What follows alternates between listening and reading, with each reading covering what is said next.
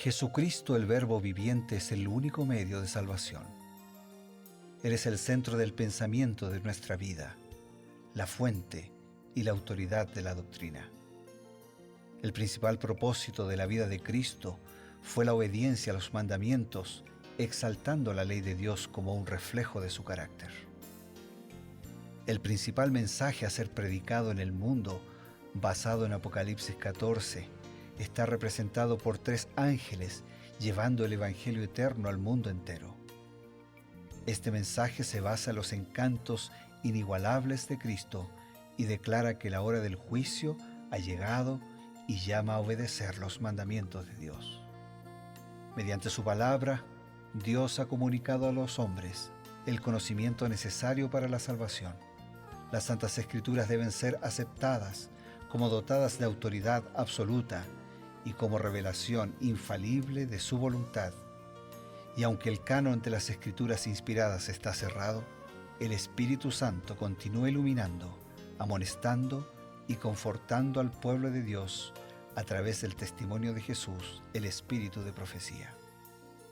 El camino a la vida se traza a través de un camino angosto que debe ser recorrido con confianza a las promesas que Dios dejó a hombres y mujeres fieles que dedicaron sus vidas hasta la muerte por el Evangelio eterno.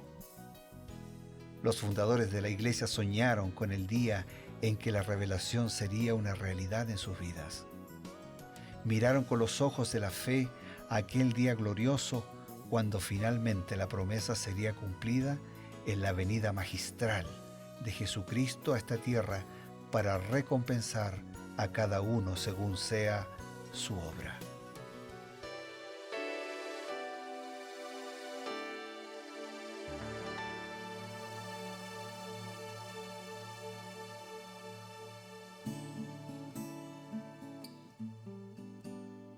Apreciados amigos, estamos una vez más aquí en su programa Creed en sus profetas, el programa que dedica unos instantes de cada día para buscar el consejo oportuno de la palabra de Dios. Y lo hacemos además con el complemento muy oportuno, muy significativo del espíritu de profecía. Para quienes están sintonizando tal vez por primera vez este programa, les queremos aclarar que lo que nosotros llamamos espíritu de profecía no es otra cosa sino el mismo Espíritu de Dios que inspiró a los escritores del Antiguo y el Nuevo Testamento, actuando de una manera muy especial en la vida de una joven llamada Elena White, que recibió el poder de concentrar los mensajes de Dios, recibirlos y transmitirlos por medio de la palabra escrita también, y que tenemos ahora una colección o varias colecciones de sus escritos que nosotros los buscamos como un complemento, nunca para reemplazar a las Sagradas Escrituras, sino para poder acrecentar, para poder aumentar nuestra comprensión de ella. Y para eso nos congregamos siempre en torno a esta mesa, junto al pastor Bruno Razo. Gracias, Pastor Eber, y lo hacemos agradecidos a Dios. En realidad tenemos 60 libros diferentes de Elena de White, comentando toda la Biblia, y eso es lo que hacemos, ¿no? Capítulo tras capítulo, profundizando el mensaje de Dios para todos nosotros. Así que saludamos a todos nuestros amigos y hermanos con un abrazo, con una oración y con el deseo de muchas bendiciones de Dios. Hoy vamos a profundizar Proverbios capítulo 4. ¿Te parece? ¿Vamos ya al capítulo? Por supuesto. Este capítulo es muy lindo. Continúa una serie de consejos de un padre que anhela que su hijo pueda alcanzar la sabiduría. Y entonces, en el capítulo 3 que vimos ayer, el padre se dirige a su hijo de manera así muy directa, y ahora como que amplía, no tiene uno solo, tiene varios hijos, y entonces él dice: oíd, hijos, oigan ustedes, hijos queridos, la enseñanza de vuestro padre, estad atentos para que conozcan la cordura, ¿no? Entonces dice: no te olvides, no te apartes de las razones de mi boca, ámala, dice, ama la sabiduría, consérvala, adquiere ante todo sabiduría, y sobre todas tus posesiones, dice, adquiere inteligencia. Los versos 5 al 7. Realmente todo el proverbio, capítulo 4, es un llamado a adquirir conocimiento. Pero surge una pregunta. Aquí se está refiriendo a un conocimiento académico, a una a un hombre instruido en letras, digamos, en instituciones podría ser de gran fama. ¿Será que un hombre que no ha podido pasar por estas aulas llegará a ser más sabio que uno que está académicamente instruido? Te voy a contar así cortito un incidente que viví en mi vida hace casi 40 años, 39 años atrás, y después te voy a leer un comentario de Elena de White. Cuando yo estaba comenzando mi ministerio como pastor, en la iglesia los líderes locales se llaman ancianos por su experiencia, Correcto. por su liderazgo y su función en la Y iglesia. así también está en la Biblia, ¿no? Tomado, por supuesto, de la palabra de Dios. Y uno de los ancianos se llamaba Héctor, hoy descansa en las promesas del Señor. Cuando yo llegué, estaba comenzando mi ministerio, jovencito, él era una inspiración para la iglesia, ¿no? Él era un maestro de la clase bíblica, él era el anciano, el líder espiritual, uno de los 4 líderes espirituales de esa iglesia central, de ese distrito. Él era un predicador y él era una persona que enseñaba la Biblia a muchos. Después de un par de semanas, él dice, pastor, le quiero contar un secreto. Y me contó que no sabía ni leer ni escribir. Qué sorprendente. Maestro de la clase bíblica. Y enseñaba la Biblia. Enseñaba la Biblia, predicador, y después me mostró su Biblia, toda con cintas, por los colores sabía qué temas eran, él hacía la pregunta, abría la Biblia y se la hacía leer al que le enseñaba. Y le digo, ¿y cómo le va? Y siempre la gente acepta leer, dice. O sea, ¿no era un sabio él? ¿Era o no era? Sin duda. Entonces ahora sí te leo lo que dice Elena de White en el comentario bíblico, tomo 3, página 1174.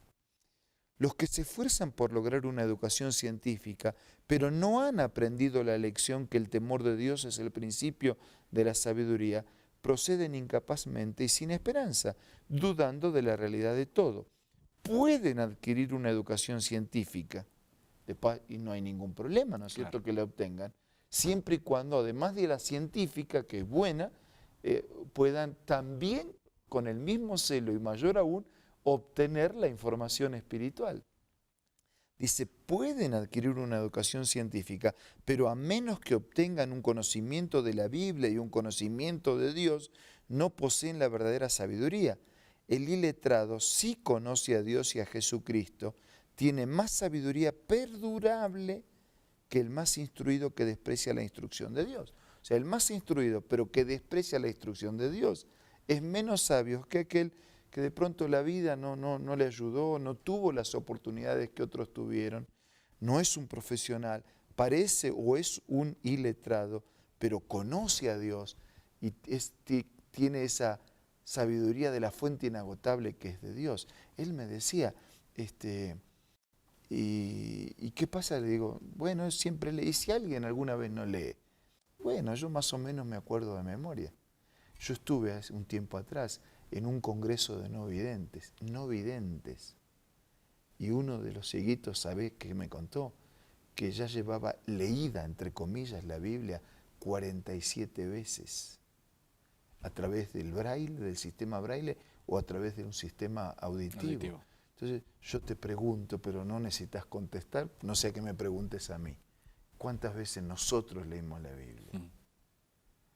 Y yo le pregunto a nuestros amigos, ¿cuántas veces usted leyó la Biblia? O sea que a veces, muchas veces, ¿no?, quien tiene menos oportunidades puede llegar a adquirir la sabiduría de Dios y ser más sabio que los otros. Insisto, no hay problema con la instrucción, la necesitamos. Cuanto más instrucción tenemos, mejor. Claro que sí. Pero tiene que ser antecedida y superada por la instrucción de las cosas de Dios. Qué bueno. En el versículo 18 dice, la senda de los justos es como la luz de la aurora que va en aumento hasta que el día es perfecto. Hemos utilizado estas citas, este versículo en predicaciones, en exhortaciones, consejos. Y alguna vez alguien me preguntó, ¿qué es la senda de los justos? ¿Podría explicarme un poco más?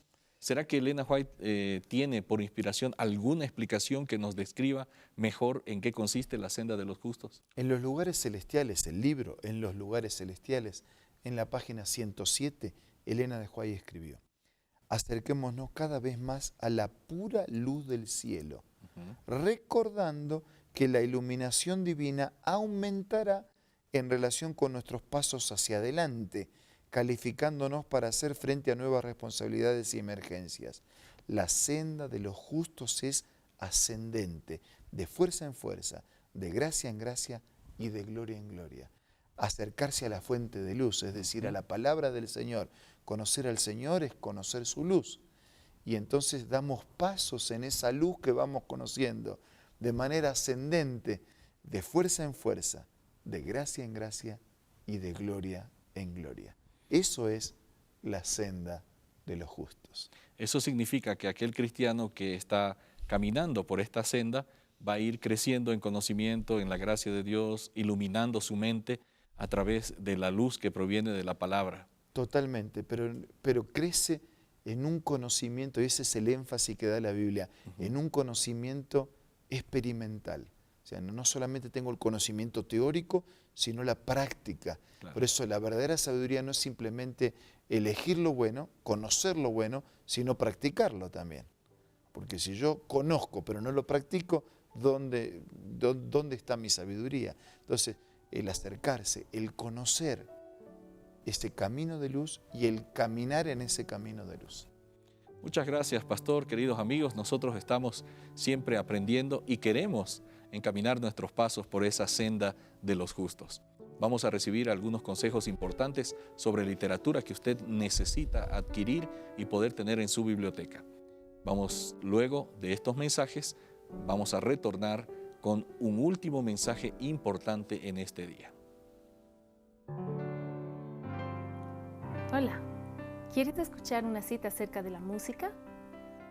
Así como los israelitas cuando andaban por el desierto alegraron su camino con la música del canto sagrado, Dios invita a sus hijos de hoy a alegrar por el mismo medio su vida de peregrinaje. Pocos medios hay más eficaces para grabar sus palabras en la memoria que el de repetirlas mediante el canto, y esa clase de canto tiene un poder maravilloso. Esta cita puedes encontrarla en este libro hermoso, La Música, escrito por Elena G. de White. Te invito a que sea parte de tu biblioteca personal descargando la aplicación Elena G. de White del App Store o del Play Store.